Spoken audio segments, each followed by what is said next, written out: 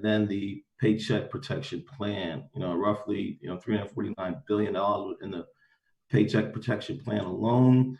And as of 10 o'clock yesterday, that program is no longer taking applications. And even on the SBA's website or through their e-trans system, they're no longer taking even applications on we call the EIDL or the EIDL. And why aren't they taking any more applications? What has happened to cause that? Well, the PPP, the money has run out.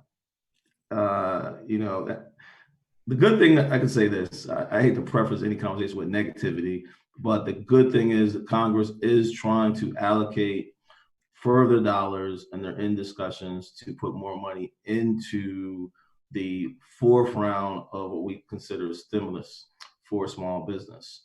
The bad news right now, it's on hold, meaning Congress has not agreed. SBA is no longer taking any applications through their website whatsoever.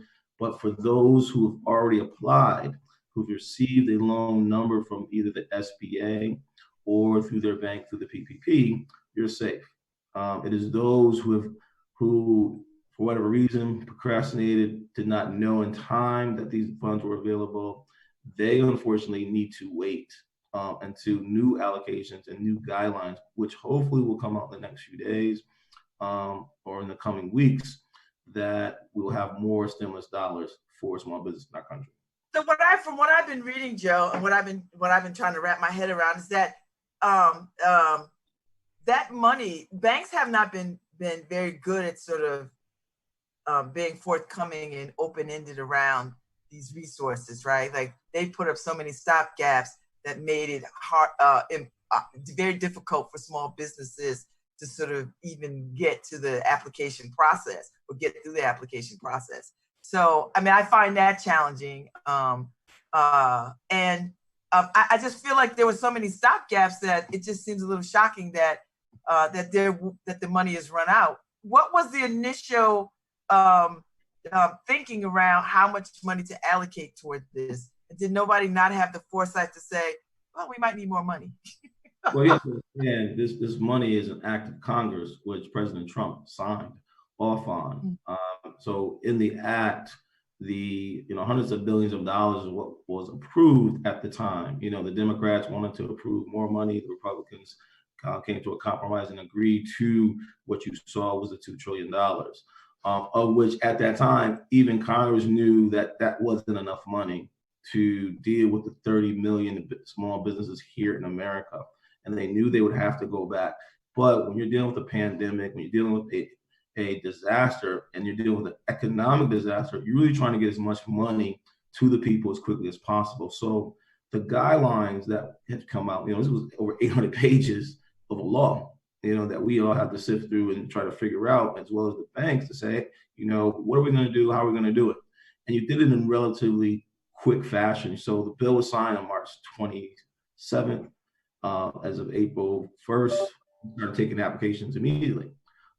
Subsequent to that, the PPP program went into effect on April 3rd for corporations, and then as of the 13th, sole proprietors and independent contractors were allowed to join on to that. So what you had in the very early days, the banks themselves were reading through the act, trying to decide, how do we mobilize? This is something unprecedented for even the banks to do, especially some of the larger banks. I mean, I think they're committing, 30, 40, $50 billion of their resources to help small businesses. And how do you do that through portals that are, internet's crashing, the website is going down because it's being inundated by the sheer numbers and volume of Americans trying to receive this aid. So tell me what makes a small business a small business? What are the parameters around that? Because I think for most people, we think of small businesses as maybe your consulting, a small accounting firm, or your barbershop, or your salon, or your give me some information around what makes a small business versus larger entities. The federal definition of a small business in the United States is 500 or fewer employees. So really, small business to the federal government is actually big business. Okay.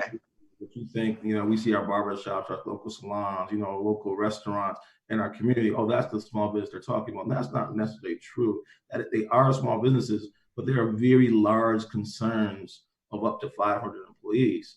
And it also goes by revenue thresholds, which is your NICS code, which is a special industry classification that the federal government gives every small business in this country.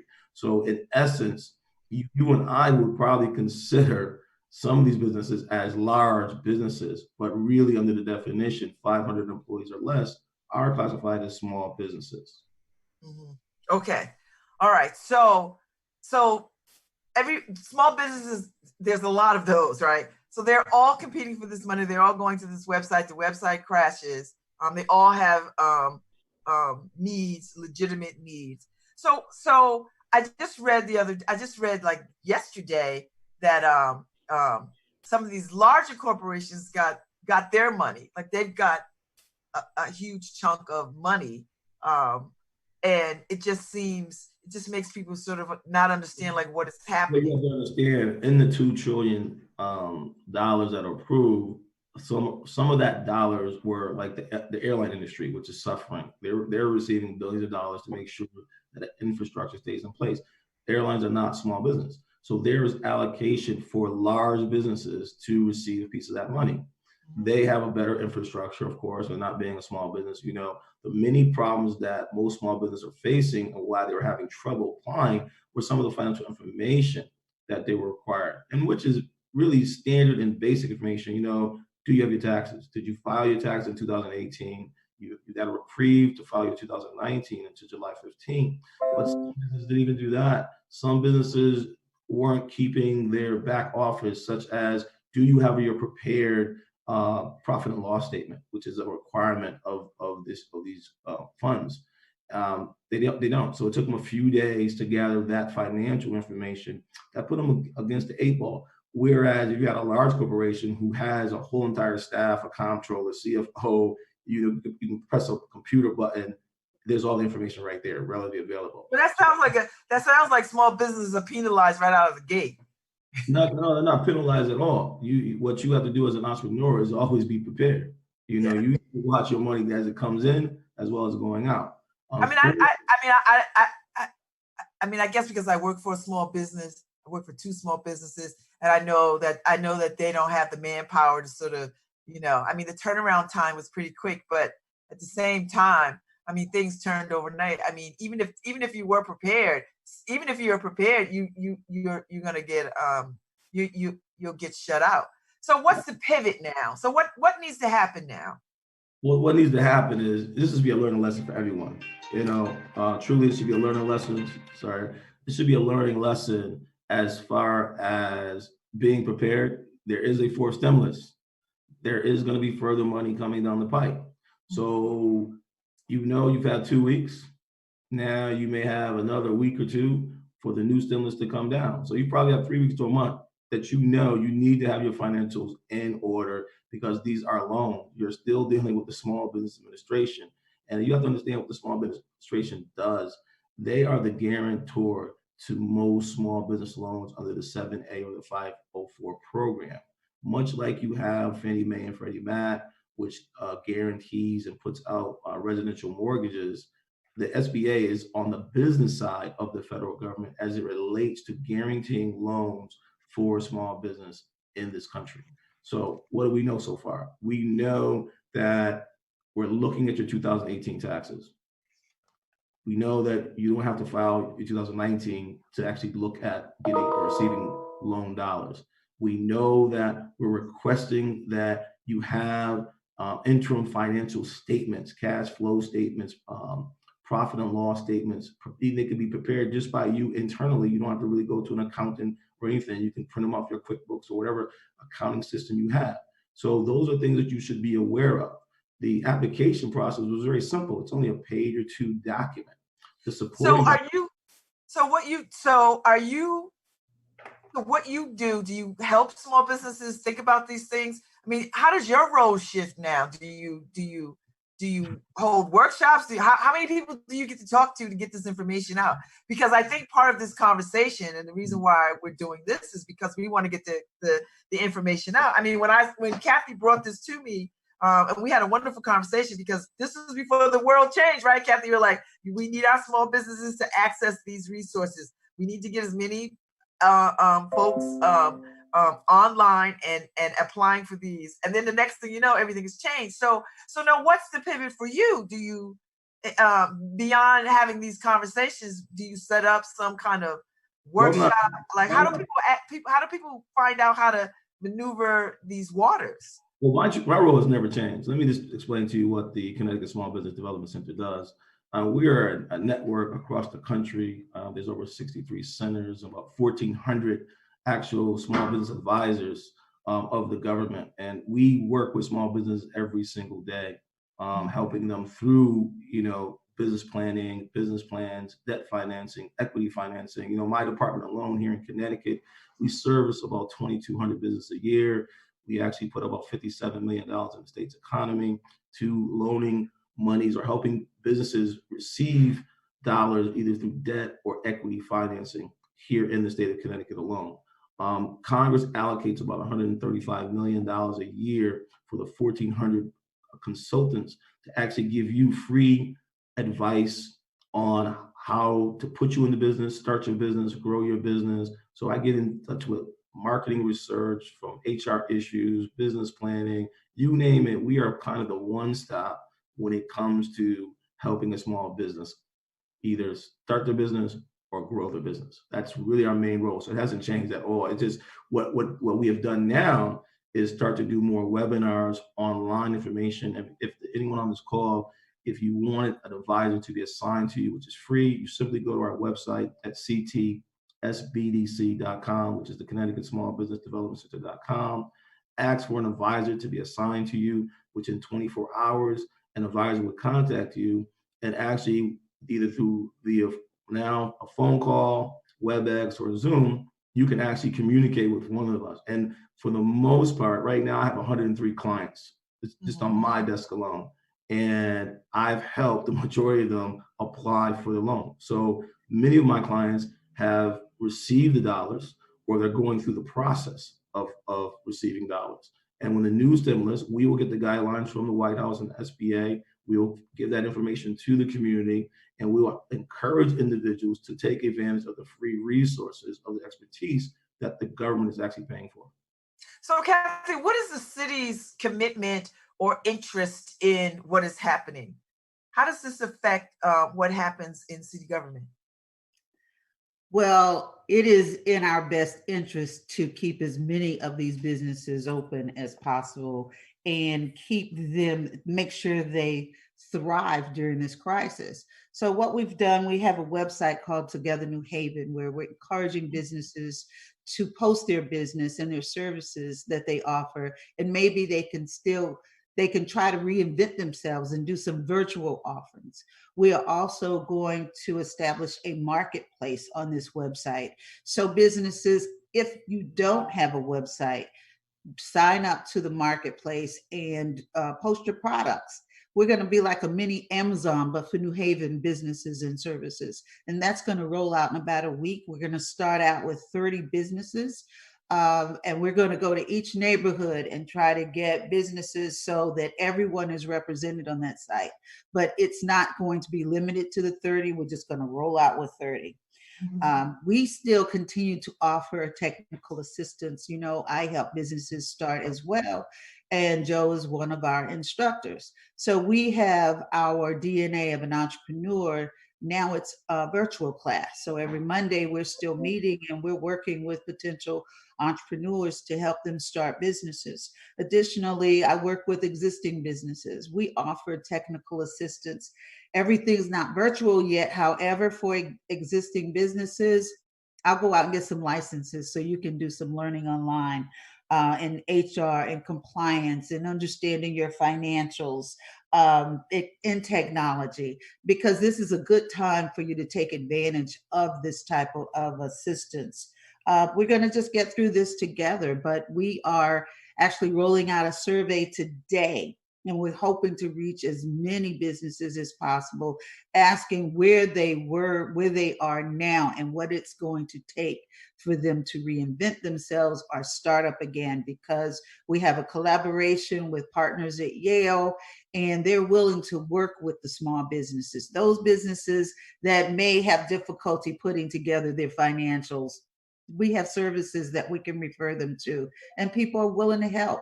People are volunteering to help these businesses stay alive. So, Jill, do people pay? Do people have to pay to access what you do, or is this like how does this work? How do people? Great. It's your tax dollars at work.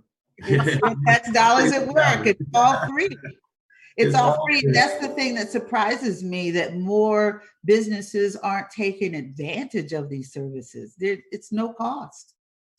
Do you think now is a good time to start a business? I mean, with all this uncertainty, this pandemic. Yes, I mean, I know entrepreneurial people, and I've been listening to them. They think this is a fine time to like start, because they're. It really is. It's a beautiful time right now to start a business. To be honest with you, because you're finding new needs within our community. You know, we're finding this is a new normal, and we need to get used to this. So I see opportunity in this, especially for entrepreneurs that have foresight, that understand the times, that realizes, you know, you may not want to go necessarily to the mall to buy that pair of shoes or pants and things of nature. A lot of things are now going to the internet. That is becoming a real reality with so many Americans working from home. And with the COVID out, you know, I don't leave my house. You know, this stay home. You know, I don't even want to go out and get groceries. So, you know, I probably order my groceries, have it delivered, leave it up my front porch, wipe it off when I get it. That's real. I'm going to make sanitizing, hand sanitizer now, different type of thing. You have designers who, like Neville Wisdom here in New Haven, who's making masks. You know, he's a clothing designer. And now he's doing something. And he's sold out. Exactly. So this is a good time to look at, man, what problem can I solve? And that's what entrepreneurs do. Entrepreneurs solve problems for profit. Clearly, so it's a trade-off. So we have to look at this pandemic not at just what it is, you know, being something that, you know, can really kill us all, but looking at the opportunity to actually thrive and possibly grow through this. So, Joe, do you think this pandemic? I mean, I appreciate the level of optimism, but I think at the same time, this pandemic will cause some businesses to fold. Absolutely. I mean, I just get the sense that some businesses are not going to be able to pivot or reinvent themselves, that they are actually going to have to shut their doors. So what? 4 out of 10 businesses right now, so today, have temporarily closed their doors. 4 out of 10. And 9 out of 10 businesses have negatively been impacted. And that's the federal numbers that have just come out as of this morning. So do I think of that number? You know, how many of these, you know, small businesses are going to come back? You know, how many of your local barbershops, police salons can sustain being out 2 or 3 months, not serving their customer base? You know, hopefully they participated in the EIDL or the PPP program, so they'll have some sustainability of dollars. You know, when you think about the number of restaurants that are out in our community, how many of them really are doing takeout? You know, some of them are saying, hey, I just closed my doors totally because I can't even afford to have my skeleton crew to have that, because I don't have the actual volume that I once had. So I understand it's a critical crisis that we're having right now. One thing that we know in our center, you know, most small businesses don't, I say 50% do not translate to the next generation. So what you have individuals, you know, in their 60s and 70s ready to retire, they're just going to go out of the business. They're going to say, listen, I'm going to fully retire. You know, I don't have any children. My children don't want to do the business. I'm just going to just close it down. You know, I've just seen those stories over and over where the business that sustained the family, everybody wants the family business. Yeah, so, it's really happening. It's sad to me because I've been hearing the stories over the last few weeks. You know, very good businesses that have been around 50, 60 years, now closing their doors. You know, some of these bed and breakfasts on the lower shore, some of these small inns and things that are seasonal type of businesses, just saying, you know, it's not worth it for them. I'm talking to a couple podiatrists. They're like, listen, I have elderly patients. They can't come see me. They don't have the technology, so they can't even do telemedicine, to actually treat some of their patients. So, everyone is really being affected, unfortunately, through this pandemic. It's what are we going to look at as the new normal of operation here in America, as well as around the world, as entrepreneurs or business people in general? How do we continue to get along? How do we continue to thrive and grow and give a product or service of good quality, a good measure to the general public? So, in part of your role, do you help small businesses strategize about how to sort of look at themselves and reinvent themselves? Because I think that could be a daunting thing to sort of say, wake up one day, you're doing one thing, and then tomorrow you're like, okay, now I have to do another thing, but I don't know what that other thing is, or I have an idea about this other thing, but I don't know exactly how to sort of take the steps to make that come to fruition. So, I mean, are you in the strategizing game? Are you in that? Yes, we do. We do. I mean, I do this all the time of helping businesses reinvent themselves and pivot. We always have to think about, how do you grow? Sometimes a good example, when the internet came out, how many people thought, that it'd really take on online purchasing? 10, 15 years ago was a lot less. Now you look at Christmas time, 30% of it is online. I think now majority of shopping will probably be online. Just people would be too afraid to go in because of this COVID situation, SARS, COVID, Spanish flu, and alike. But that's the new normal. You have to understand, as an entrepreneur, we're not in a box. We're not in box thinkers. We think out of the box, and we're constantly strategically thinking, what's our next move? And I think this is one thing that's helped us take a step back. It's given us time to assess all of our businesses and to look at strategies and ways, how can we do it better? What was normal, what is normal today, and what may it be in the next few months and next few years as a small business. If I'm in the supply chain, well, how does that disruption happen? If I'm into logistics, how am I better preparing to get this product to the end user? If I'm in a service business, can I take my business that was in person, more what we're doing now, online? Does someone physically have to come to my office to sit across the desk from me to get what they need? No. Modern technology, the internet, we're able to communicate unlike anywhere before. And I think that has really changed and made a big difference. So what I do encourage small businesses to really go to the website, have an advisor. If you're in New Haven County, you're gonna get me, because I'm the local advisor in New Haven County. So we're going to sit down and strategize and look at your business, where it was before COVID. And we're going to look at what possibly avenues or approaches we can take collectively for you to survive. Because one thing that we're moving toward is saying, in 8 weeks or so, the governor said this, in May 20th, we're going to be shut down. And gradually, 7 states from Delaware north into Massachusetts has agreed that they're going to gradually have businesses come back to a new normal. In doing so, as an entrepreneur, you got to think, okay, when am I going to be able to fully engage the public? That's what I want to talk about, because a loan says you have to pay it back, right? Yes. So, you get a loan for your business to do whatever it is you need to do. If you're in a business, that means you need to have customers of some sort to make some money. What will there be some kind of timeline or some a reasonable timeline for a business to sort of get themselves in the groove, let alone pay back a loan? Well, let's talk about stimulus, what it was. In the idle loan, the government's paying your first 12 months. So you're deferred for 12 months in the idle. Under the PPP, the first 6 months, the SBA was paying your payments to the bank. So it wasn't like the government just giving you a loan that you normally would go to a bank the following month. You got to start making that payment. Those payments are being deferred because we know you got to get back on your feet.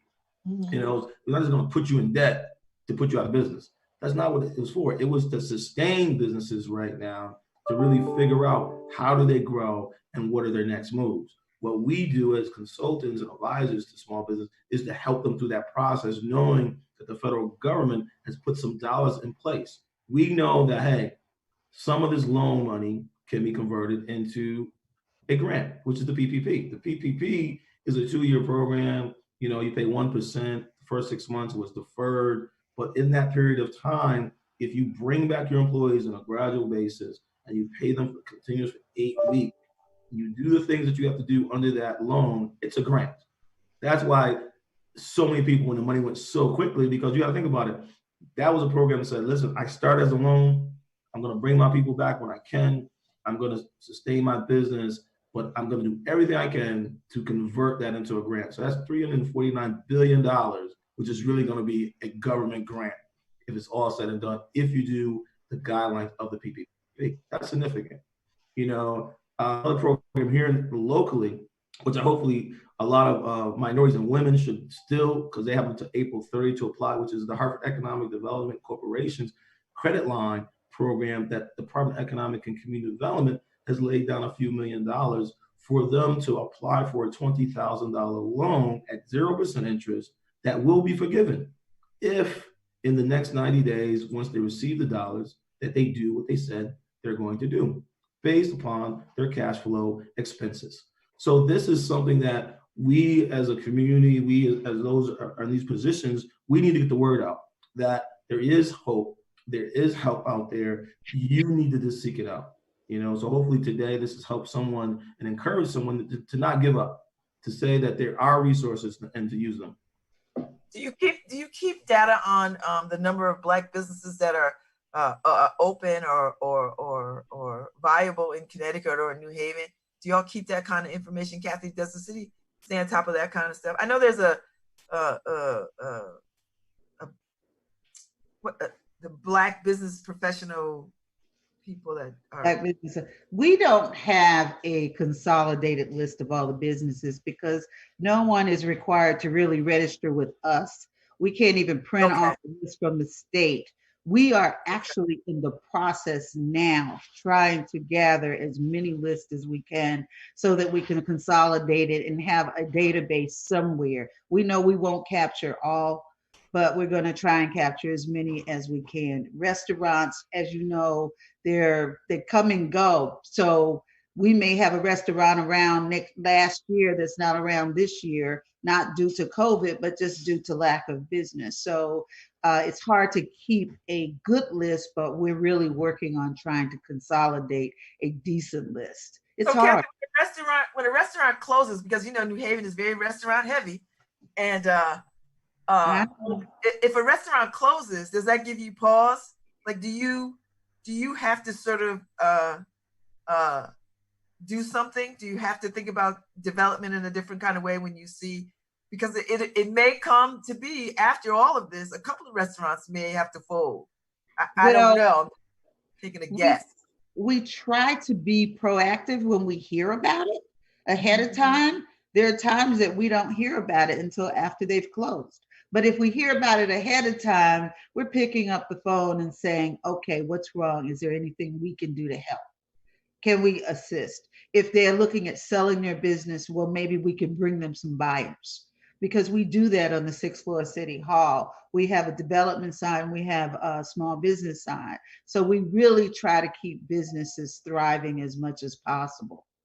It's in our best interest.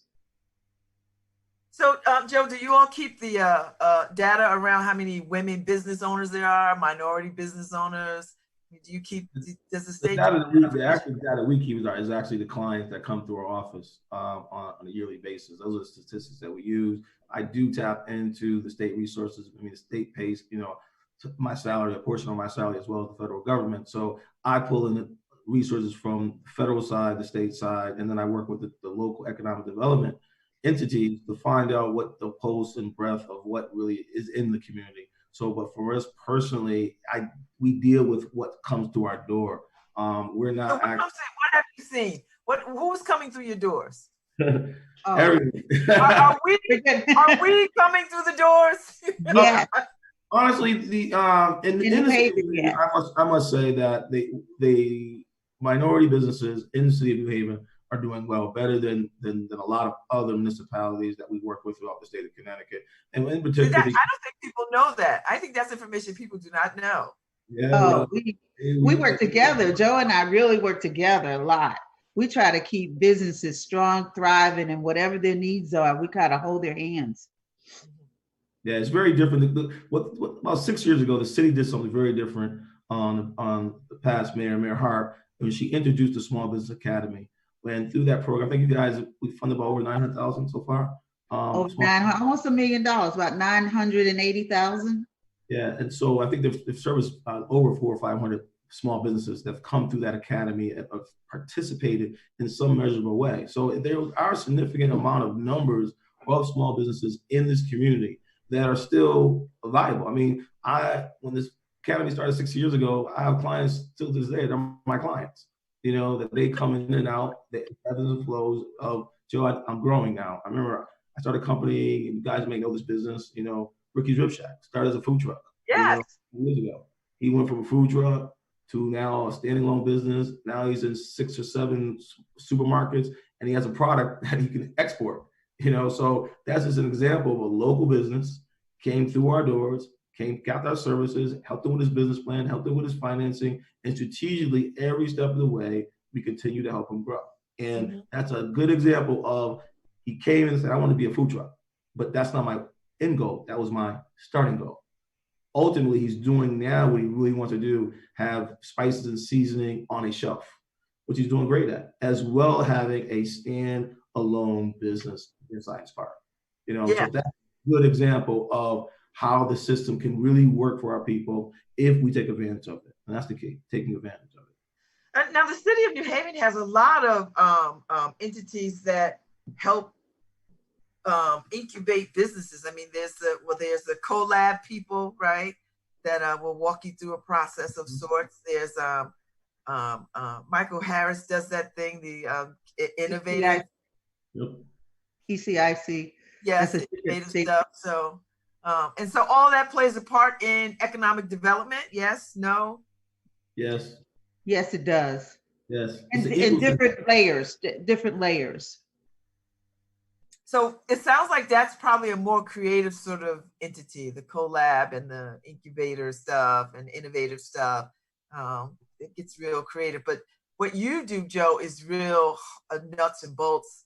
You know, you can be as innovative as you want, but there's some basics that you have to do or ascribe to before you can even get the business off the ground. That's what we do too. That's actually true. That's definitely actually true. You know, I take it to where a business person comes in with an idea, maybe on a NACM, doesn't have a business plan, doesn't have a draft. I help them formulate that draft, formulate that business plan. I have banking software in my office that I could put together every banking document that you need from a financial standpoint, so you can go receive that loan or seek some type of equity investment. You know, that's there available to you. When you need marketing data, I use something called IBIS World, which I can look at industry trends and standards to help you with your marketing and competition. For instance, if you are already in business, well, I can look at your balance sheet and decide and tell you exactly where you're bleeding money, where your receivables are too slow, or you can make some changes in your manufacturing, the way you think, the way you do things on a daily basis. So we really have strategic conversations. I mean, I am your free consultant. That the government is providing you here in the city of New Haven. And I just encourage everyone to take advantage. You know, it's sad though that not enough of our people in our area take advantage of our services. You know, hear it all the day. They said, Joe, I wish I met you 6 months ago before I made this decision, or when I was really needing money, or I needed some guidance. But we're here. You know, we've been here. I've been in the city of New Haven doing in this position over 7 years now, going on 8. Where's your? Aren't you in over by the chain? Aren't you in the? I'm in the Chamber of Commerce, right on 900 Chapel Street, in the Chamber of Commerce. I think I came and saw you years ago, right? I think yes, I you did. When I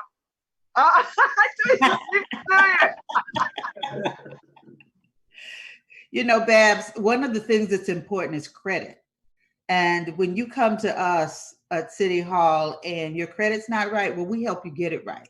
So we have partners with the Urban League of Southern Connecticut, and we send you to them. They work with you to get your credit right, because you can't even go through our academy unless you have at least a 600 credit score. Because that's what I was going to ask, Cathy. What are some of the what are some of the most common barriers that people sort of have? And I think credit is probably huge. The number one thing. huge. But you know, this is a free service that we offer. We're paying them. We're in collaboration with the Urban League, so we have an agreement with them that they work with you to get your credit right, because you can't go through our academy, DNA of an Entrepreneur, unless you have a 600 or better credit score. Because if I take you through that program and then I present you to Joe to get you some money, you're going to be disappointed if you can't get any money if you don't have the right credit. And Joe's going to be mad at me for sending someone to him that doesn't have the credit to get the capital. Because we help you get started. We have access to capital, and you don't complete our program without a business plan. I think people find the credit part quite overwhelming, because I think people think that their credit is insurmountable, right? Like they just don't know. They just think, oh, my credit is like 450 or whatever it is. And it just seems inconceivable that I could get it to 600. And there's a path to it. Absolutely. There's definitely a path to it. When people come into my office and say they don't have a 600 credit score, I don't turn anyone away, no matter what. What I try to do is give them realistic timelines, tell them exactly what they need to do to help their credit. I mean, I kind of know, I understand what the rules of FRCA is all about, of the government around credit reporting and things of that nature with all three credit bureaus. And you pull your credit, we analyze your credit, and I'll tell you exactly how to raise it up so that we can put a measurable timeline on, if you're a startup, when you probably can go and start this business, then go and seek financing. I'm very realistic. I'm very transparent. I don't sugarcoat anything when you come into my office. I think most people that know me, that taken on my service. I think that's what I remember. I remember that the sugarcoat part. He does He does not sugarcoat anything. But it's good for them, and people appreciate that, because at least someone's telling the truth and they're not giving the runaround, and they feel comfortable. New Haven's fortunate. I happen to be a Black man. So it's good to see someone across the table that looks like you, understands your culture, understands your environment, and can relate to, hey, why you're not totally prepared like someone else. Everything's not fair in this country, especially for our people. And we realize that. And I take that into consideration when I sit down with our people and really explain to them and say, hey, you have to do X, Y, and Z. There's no way around it. Business is business. Has nothing to do with color. Don't get mad because you didn't get it. Listen, these are the criteria. If the bank says you need a 650 or 680 FICO score and you don't have it, you can't go to the bank. They didn't discriminate against you. You're just not ready and prepared. Let's help you be prepared for that type of situation. And that is just something that we encourage. I've had people come into my office with an idea that just didn't make any sense. So you just kind of sit back and walk them through it. What are you thinking here? But it's real. It's real. They come in and, the ideas just don't make any sense. And you have to just sit back and actually play counselor. You have to really be a counselor and walk them through and help them understand what they're thinking. So I always start with, what's the end game here? So I tend to work backwards. What's your end game? And how do you seek to accomplish this? Because a lot of them haven't even thought it through. They really don't know how they're going to get there. A lot of people come in wanting to help people. You want to help people, but how are you going to make the money? They want to give out money, but how are you going to make the money to give out? How are you going to sustain yourself?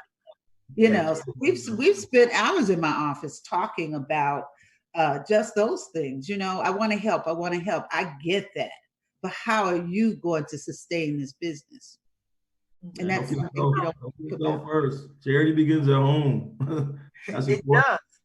Charity begins at home. What would you say the biggest takeaway out of this ever-changing pandemic situation? What is the biggest gain? How do you get people to sort of not be panicky about getting through these times when they are feeling like, because I see the anguish on these businesses' faces when I catch them on the news. They don't know how they're gonna survive or how do you sort of help assuage some of that anxiety, or do you see that as part of your role? Yes, I do personally. Our people think about it. The 400 some odd years that we've been in this country was one thing that's kept us alive and going. Faith. That's one thing we can find in our community is our faith and our belief in a higher power, and that everything works through Him. And so when I talk, people come into my office, I encourage them to say, listen, there's been harder days. You survived it. There still may be harder days to come. But in preparation for that, and I think this is what this pandemic is doing, it's making you everyone stay at home, evaluate their life, evaluate their situation, and said, how can I have been better prepared that the next time this happens? Because it's not there will be a next time. There will be a next time, exactly. You know, there was SARS before, there was Spanish flu, you got the influenza every single year. So this is nothing new. Even coronavirus is not new. It just wasn't released to us. You know what I'm saying? So we just need to know to understand as a people that we need to be better prepared. And it's no one's fault but our own if we're not. You know, they say we caught you with your pants down. That's our fault. You know, there is guidance, there is information, and you're not alone. Even in this pandemic crisis, this call signifies you're still not alone. There's resources that are there. Even if you don't know, ask the question. The only dumb question is the one not asked, period. Mm-hmm. And that's what we need to do. We need to be more community oriented as a people. That is what's gotten us through all these years in this diaspora, that we need to continue to rely on each other, rely on good advice and good counsel, and to help one another. That's the only way we're going to succeed. You got to think about how is a business, a local business on Whale or Dixwell or in Fairhaven Heights, who's a restaurant, who had a clientele, how are we going to get them back to say, stay open? Or how are we going to react when they open up? Are we going to support them? Are we going to be too afraid to come outside or what have you? No, we need to go back to normal. Continue to do. Remember, America is a consumer economy. If we don't go back to doing the normal daily things that we're doing, our country is going to suffer. And that means we're going to suffer. You know, America catches a cold, we catch pneumonia. You know what I mean? I say that all the time. Right. So we must not be fearful in this time and just look at it as a reflection, look at a time of preparation, so that when we come out of that ground, out of this incubation period, and I look at this as being an incubation period, really, that we as minorities and people of color, we should really look at, hey, how can I do something better? This is a little time out. You know, whether you're on unemployment right now, the government's giving you extra $600. You're on unemployment. The PPP was there to help you pay for your payroll. You can call every creditor right now. Governor Lamont last week said, hey, every mortgage person out there, you get a 90-day reprieve. Just call your bank up. You know, I've taken advantage of this. You know, I'm still working. You know, my small business in construction has been affected by this. You know, my workers don't want to come to work. They're scared, you know, and so I don't blame them. That's a real fear. Exactly. Listen, you don't know who has this coronavirus. You know what I mean? Right.